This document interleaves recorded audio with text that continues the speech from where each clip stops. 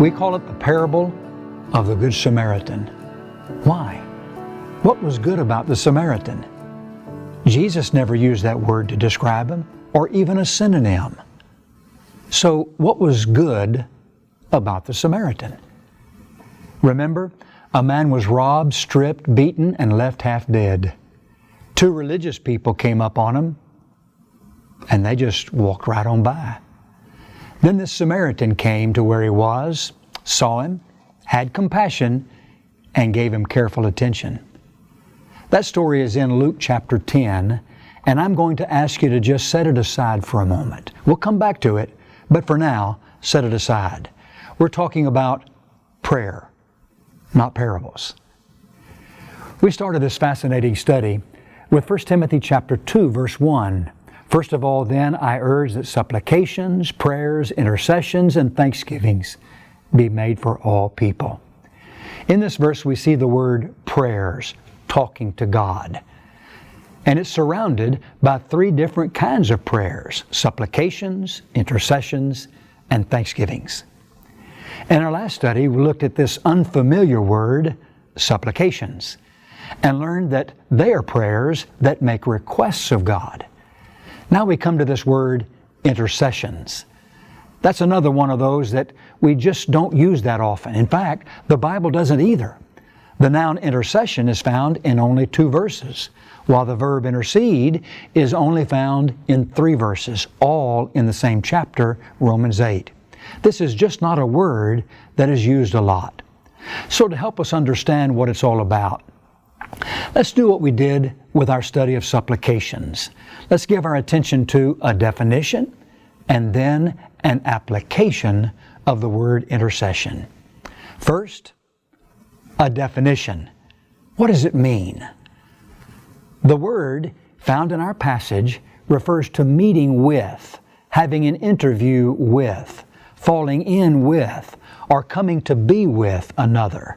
Now let's go back to the Good Samaritan. That's what he did with the victim of thieves. He went to the man.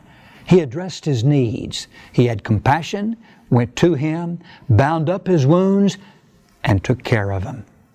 That's what intercession's all about. It's praying that focuses on others. It's a prayer, or that part of a prayer, that shifts directions from the personal to the interpersonal. Look at Abraham. Abraham prayed to God, and God healed Abimelech and also healed his wife and female slaves, so they bore children. Genesis 20:17. Look at Isaac. Isaac prayed to the Lord for his wife because she was barren, and the Lord granted his prayer, and Rebekah, his wife, conceived. Genesis 25:21. Look at Moses. Numbers 21:7 tells us the people came to Moses and said, "We've sinned, for we have spoken against the Lord and against you. Pray to the Lord that He takes away the serpents from us." So Moses prayed for the people. Look at Jesus. "Simon, Simon," He said, "Satan demanded to have you that he might sift you like wheat. But I've prayed for you that your faith may not fail." Luke 22:31 and 32. Look at Epaphras.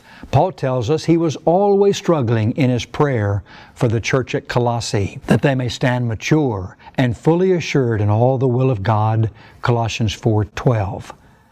These are examples of people praying for other people. That's intercession. And that's something we should be doing as well. So let's take pause and begin to make application of the word intercession to our prayer lives. We've seen what intercession means. Now, what does it mean to us? Paul enjoyed reminding others how deeply he loved them and prayed for them. We're forever running across the sentiment he expressed to Timothy. "I remember you constantly in my prayers night and day." 2 Timothy 1:3.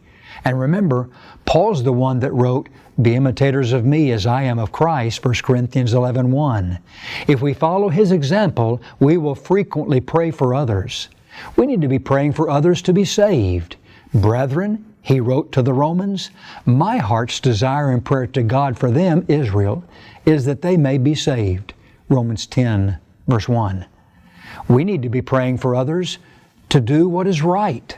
We pray to God that you may not do wrong, he wrote to the Corinthians, but that you may do what is right. 2 Corinthians 13:7. We need to be praying that others increase in love. It is my prayer, he wrote to the Philippians, that your love may abound more and more. Philippians 1 verse 9. We need to be praying that others grow spiritually. We have not ceased to pray for you, Paul wrote to the Colossians, asking that you may be filled with the knowledge of God's will in all spiritual wisdom and understanding. Colossians 1 verse 9. With intercession, we get to talk to God about someone else. Now some use special apps on their smartphones. Some write names on 3x5 cards and keep them in a pocket. Let me suggest a simple gesture that might help remember folks for whom we could pray. Open your left hand and stretch out your fingers. Point your thumb to your heart. Now let each digit remind you of those for whom we could pray. Your thumb is closest to your heart. Let it remind you to pray for those closest to you, family, friends. Your forefinger points.